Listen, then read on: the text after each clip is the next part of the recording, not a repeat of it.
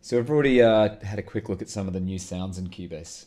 As mentioned, Cubase comes with nearly 3,000 different sounds, but a lot of you will know that over the years we've been also developing a lot of quality effects and VST inserts and plugins to help manipulate the sound. So whether it be dynamics through to reverb, through to filters, there's always been a lot that comes in the complete package.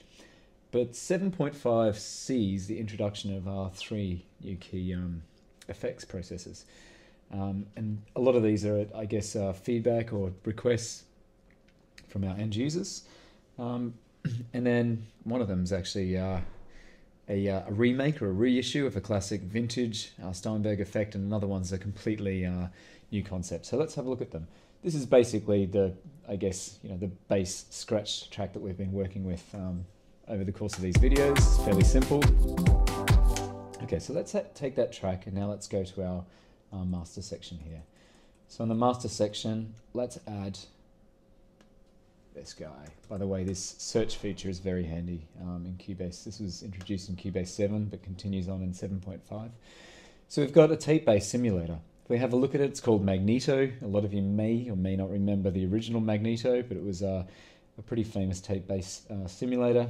On the left hand side here we've got saturation, dual mode, so we can run two tapes in succession, and probably more importantly we've got this high frequency adjust. So if we have a play around, you can see we can add the amount of saturation. One of the coolest features I think is this tape solo. Let's turn that on. So you can actually see what the tape's doing. So that's Magneto. In terms of brand new effects, we've got this guy. A lot of you will have seen or had a play around with Loop Mash, the actual instrument in Cubase.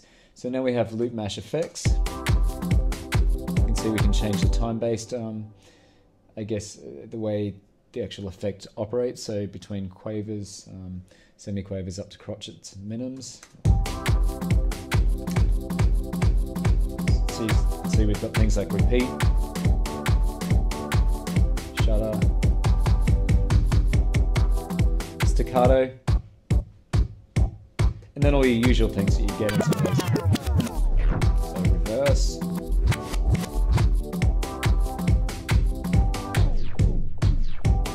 Okay, so that's pretty nifty in the way it works there. You can automate those effects on individual channels. I've obviously got it over the main channel, or we can come down here and create a MIDI track.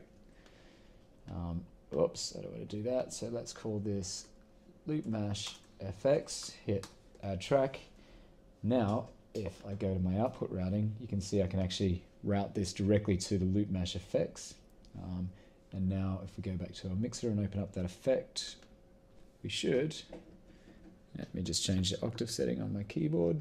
There we go. Now we can actually control these effects using a keyboard.